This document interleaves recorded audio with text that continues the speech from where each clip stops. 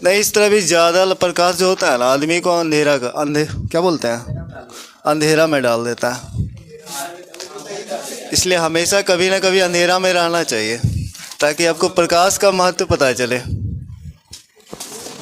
चलिए देखते हैं, सुनिएगा। इससे 2 नंबर ऑब्जेक्टिव हमेशा रहता है। अरे हमें आप लोग का इस बार हमको लगता है जरूर रहेगा, क्योंकि हर एक साल रहेगा और एक 3 नंबर का क्वेश्चन आता है।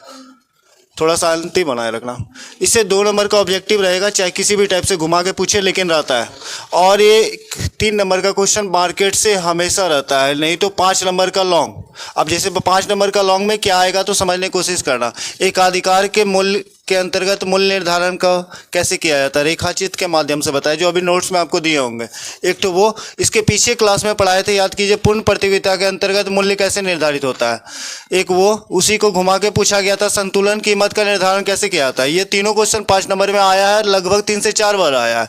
अब 3 नंबर में बहुत बार रिपीट हुआ है क्वेश्चन कि पूर्ण प्रतियोगिता बाजार की विशेषता बताएं, या फिर एकाधिकार बाजार की विशेषता बताएं, या तो फिर एकाधिकारत्मक प्रतियोगिता। ये तीनों, ये सब क्वेश्चन 2 या 3 नंबर में पूछने का संभावना है ऑब्जेक्ट शॉर्ट क्वेश्चन में। और फिर या तो फिर ऑब्जेक्टिव में आएगा। तो ऑब्जेक्टिव तो अभी यहीं से हो जाएगा, और लॉन्ग खुद भी नोट्स आपके हाथ में है, ये अब पहले भी दिया। तो यहाँ से देखिएगा, पूर्ण प्रतियोगिता बाजार में अनेक विक्रेता और अनेक क्रेता होता है, मतलब खरीदने वाला भी बहुत ज़्यादा होता है और बेचने वाला भी बहुत ज़्यादा होता है। पूर्ण प्रतियोगिता में कोई भी फर्म बाजार में आसानी से प्रवेश कर सकता है, कोई भी फर्म बाजार को आसानी से छोड़ सकता है। मतलब एंट्री और एग्जिट बहुत स्वतंत्र होता है, किसी भी तरह का प्रतिबंध नहीं होता है। पूर्ण प्रतियोगिता बाजार में वस्तुएं जो होती है काफ़ी समरूप या समान वस्तु होती है, मतलब एक टाइप का वस्तु बहुत ज़्यादा मिलेगा। जैसे आप देखते होंगे सोबिस्को बिस्कुट एक टाइप का बहुत ज़्यादा मिलेगा, या पार्ले देखते होंगे 5 रुपये मिल रहा है तो उस टाइप का बहुत ज़्यादा मिलेगा। तो कीमत भी यहाँ क्या होता है, समान होता है। पूर्ण प्रतियोगिता में कीमत भी समान होता है, इसीलिए पी बराबर प्राइस बराबर क्या होगा, कीमत, सीमांत आगम मार्जिनल रिवेन्यू, मार्जिनल कॉस्ट सीमांत लागत, और एवरेज रिवेन्यू मतलब औसत आगम। अब यहाँ समझने वाला बोलेगा किस प्रकार के बाजार में कीमत सीमांत लागत और सीमांत आगम के बराबर होता है। पूर्ण प्रतियोगिता बाजार किस प्रकार के बाजार में कीमत औसत आगम के बराबर होता है। पूर्ण प्रतियोगिता किस प्रकार के बाजार में कीमत सीमांत लागत के बराबर होता है। पूर्ण प्रतियोगिता बाजार में। अब देखो, पूर्ण प्रतियोगिता बाजार में फर्म जो होती है ना, कीमत स्वीकारक होती है, मतलब किसी भी वस्तु और सेवा का कीमत मार्केट के आधार पर वो खुद रिसिप्ट एक्सेप्ट करेगा। ऐसा नहीं है कि कोई भी तरह का वो अपने हिसाब से किसी भी चीज़ का कीमत रख सकता है। इसीलिए यहाँ पे क्या होता है, इसका ग्राफ देखना, वही चीज़ है, MR = MC = AR, और वही बराबर प्राइस, मतलब कीमत जो होगा ये बराबर होगा। इसलिए कीमत क्या होता है, स्वीकारक होता है। यहाँ पे लिखना था लेकिन यहाँ लिख दिया। अगला देखिएगा, पूर्ण प्रतियोगिता बाजार में बाजार का क्रेता और विक्रेता को मार्केट का पूरा ज्ञान होता है, मतलब क्रेता को भी बाजार का पूरा ज्ञान होता है और खरीदने वाले को भी बाजार का पूरा ज्ञान होता है, बेचने वाले को भी। अब यहाँ पे समझना, पूर्ण प्रतियोगिता बाजार में मांग जो होता है किस टाइप का होगा, लोचदार होगा। लोचदार समझते हैं, मतलब घटेगा या बढ़ेगा, घटेगा या बढ़ेगा। यहाँ पे लोचदार विलासिता वस्तु का मांग होता है। विलासिता समझते हैं, जैसे हो गया टीवी, AC, फ्रिज, ये सब कैसा वस्तु है, विलासिता, जो शान शौकत के लिए होता है। यदि इसकी कीमत कम कर दी जाएगा तो मांग क्या हो जाएगा, मांग बढ़ेगा। यदि कीमत बढ़ा दिया जाए तो मांग क्या हो जाएगा, मांग घटेगा। ऑटोमेटिक आप सोच के देखिए, मान लीजिए कीमत यदि बहुत ज़्यादा हो गया, मांग घट जाएगा, और कीमत यदि कम हो गया तो याद रखिए, विलासिता वस्तु का मांग कैसा होगा, लोचदार होता है। अब ये पूर्ण प्रतियोगिता बाजार में मांग कैसा होगा, लोचदार होता है। एकाधिकार बाजार में एक विक्रेता होता है और अनेक क्रेता होता है, मतलब एक बेचने वाला होगा और खरीदने वाला बहुत ज़्यादा होगा।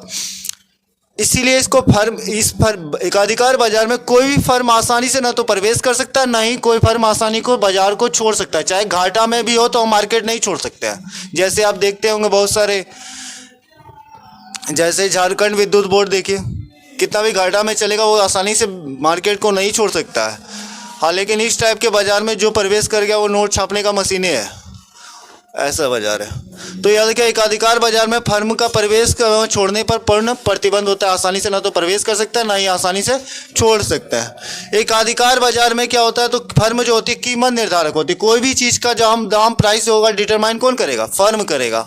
जैसे एग्जाम्पल के तौर पर कोई भी चीज़ें कितने दामों में बिकेगा, ये सारा डिसीजन कौन लेता है, तो फर्म लेती है, मतलब उत्पादक है। कि कोई बोले, यहाँ पे क्वेश्चन समझना, बोलेगा किस प्रकार के बाजार में उत्पादक ही फर्म होता है, तो एकाधिकार बाजार में। क्या कि एक गो है तो वही फर्म है, वही प्रोड्यूसर है, वही सब कुछ करेगा। तो बोले याद रखना ये ऑब्जेक्टिव क्वेश्चन आया भी है, आप लोग पढ़े भी होंगे तो पता होगा कि बोलेगा किस प्रकार के बाजार में फर्म जो होती है कीमत निर्धारक होती है। तो एकाधिकार बाजार में एक फर्म जो होती है कीमत निर्धारक होती है, और यहाँ फर्म जो होता है वह क्या होता है, उत्पादक भी होता है और फर्म भी होता है। जैसे एक हुआ है तो क्या होगा, सब कुछ वही है, कर्ता धर्ता क्या होगा। तो याद रखिए यहाँ पे एकाधिकार बाजार में क्या हो जाएगा, A R is greater than M R. याद रखना A R is greater than M R. इसको कैसे लिख सकते हैं हम लोग, ऐसे लिख सकते हैं। अब बोलेगा ये वाला चीज दे दिया, बोला किस प्रकार के बाजार में होगा, यही लिखाएगा ला, A R is greater than M R, मतलब ए आर जो है एम आर से बड़ा होगा। अब देखो इसको घुमा के पूछ सकता है किस प्रकार के बाजार में औसत आगम सीमांत आगम से बड़ा होता है एकाधिकार बाजार में, क्या कि एवरेज रेवेन्यू और मार्जिनल रेवेन्यू। अब बोलेगा किस प्रकार के बाजार का पूरा ज्ञान नहीं होता है, तो एकाधिकार बाजार का पता ही नहीं लगा पाइएगा, कितना में बन रहा है कितना में बिक रहा है ये सब नहीं पता लगेगा। अब बोलेगा ये एकाधिकार बाजार में मांग कैसे होता है, तो बेलोचदार होती है। बेलोचदार समझते ही हैं, जो मतलब लचीला नहीं है, जो मांग है वो उसी टाइप का मांग हमेशा 1-2 साल तक रहता ही है। तो मांग हमेशा बेलोचदार होता है, तुरंत जल्दी घटेगा नहीं, जल्दी बढ़ेगा भी नहीं। अब याद रखिएगा आवश्यक वस्तु का भी मांग क्या होता है, बेलोचदार होता है। आवश्यक वस्तु क्या होती है, नमक, आलू। आवश्यक वस्तु मतलब नमक, चीनी, चावल, दाल, गेहूं, ये सब क्या है, आवश्यक वस्तु है। तो आवश्यक वस्तु का मांग क्या होगा, बेलोचदार होगा, याद रखिएगा। अब विलासिता वस्तु का मांग क्या होगा, लोचदार होगा, मतलब आसानी से ना तो घटेगा नहीं, ये तो बढ़ेगा भी घटेगा भी आसानी से। कीमत का इफेक्ट पड़ेगा, यहाँ पे कीमत का इफेक्ट नहीं पड़ेगा। अब यहाँ से ऑब्जेक्टिव अगर पूछ देते हैं बोलिएगा, इसके बाद वो वाला टॉपिक पे जाएंगे। बोलेगा किस प्रकार के बाजार में अनेक विक्रेता या अनेक क्रेता होता है। किस प्रकार के बाजार में फर्म के प्रवेश और छोड़ने की पूर्ण स्वतंत्रता होती है। बोलेगा किस प्रकार के बाजार में समान या समरूप वस्तुएं होती है, पूर्ण प्रतियोगिता बाजार में। किस प्रकार के बाजार में कीमत जो होती है समान होती है, मतलब किस प्रकार के बाजार में, पूर्ण प्रतियोगिता बाजार में। बोलेगा किस प्रकार के बाजार में कीमत सीमांत आगम और सीमांत लागत के बराबर होती है, पूर्ण प्रतियोगिता बाजार। किस प्रकार के बाजार में सीमांत लागत औसत आगम के बराबर होती है, पूर्ण प्रतियोगिता बाजार। अब बोलेगा किस प्रकार के बाजार में फर्म कीमत स्वीकारक होती है, पूर्ण प्रतियोगिता। अब ये ग्राफ याद रखना, ये चित्र दे सकता है, ये पूछ सकता है कि ये किस प्रकार के बाजार का है, पूर्ण प्रतियोगिता। ये ऐसे दे देगा खाली, बस ये लाइन खींच दिया।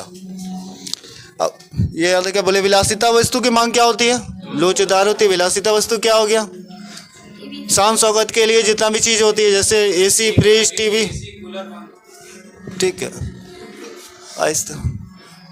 अब बोलेगा एकाधिकार बाजार में विक्रेता कितना होता है, एक होता है, और खरीदने वाला कितना होता है, अनेक होता है। बोलेगा एकाधिकार बाजार में फर्म के प्रवेश और छोड़ने की स्वतंत्रता पर प्रतिबंध होता है, मतलब आसानी से ना तो प्रवेश कर सकता है ना ही आसानी से फर्म को छोड़ सकता है, बाजार को छोड़ सकता है। बोलेगा किस प्रकार के बाजार में फर्म जो होती है कीमत निर्धारक होती है, एकाधिकार। अब ये ग्राफ याद रखिएगा, ये दोनों चित्र बोलिए खाली ऐसे लिख देगा। बोलेगा किस प्रकार का बाजार का ये ग्राफ है, याद रखना। बोलेगा ये खाली लिख दिया। बोलेगा A R is greater than M R, किस प्रकार का बाजार का है। अब बोलेगा आवश्यक वस्तु की मांग क्या होती है, बेलोचदार होती है। बेलोचदार समझिए ना, मतलब घटेगा बढ़ेगा नहीं, आसानी से ना तो घटेगा ना ही आसानी। आवश्यक वस्तु में याद रखिएगा कुछ कुछ वस्तु का नाम, नमक, गेहूं, चीनी, दाल। तो आलू पर का टिकल चाहिए हो,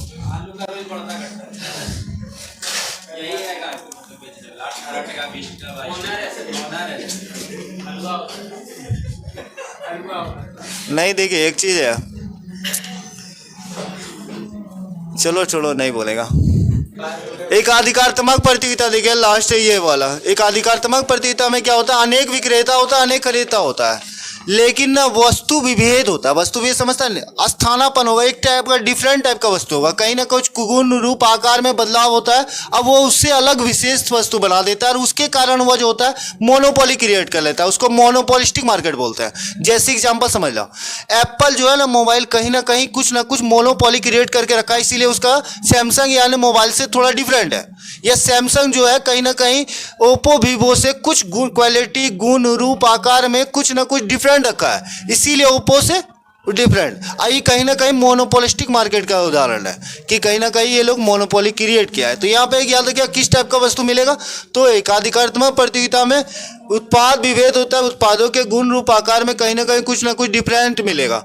अब एकाधिकारत्मक प्रतियोगिता में विक्रय लागत बहुत अधिक हो जाता है, मतलब खर्च करेगा बहुत ज़्यादा, या तो डिस्काउंट दे देगा, एक मोबाइल के साथ एक मोबाइल फ्री देखबे करते दुकानदार को मिल जाता है, या तो फिर देखते हुए होंगे काफ़ी डिस्काउंट में कभी कभी मिलता है। एडवर्टाइजमेंट इन लोग के प्रति बहुत ज़्यादा किया जाता है, जिसका लागत किसका होगा, वस्तु पे पड़ जाता है। जैसे अब देख लो देवघर में हमको लगता है जितना मोबाइल स्टॉल होगा उस सारे में ओप्पो वीवो 2 लाख रुपए खाली ऐड में खर्च किया है।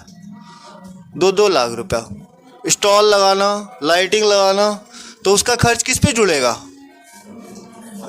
कीमत पे जुड़ता है। तो ये विक्रय लागत इसका अधिक होता है। वो चीज़ कहाँ पे देता है, तो छूट और विज्ञापन पे खर्च करता है लोग एकाधिकारत्मक प्रतियोगिता बाजार में।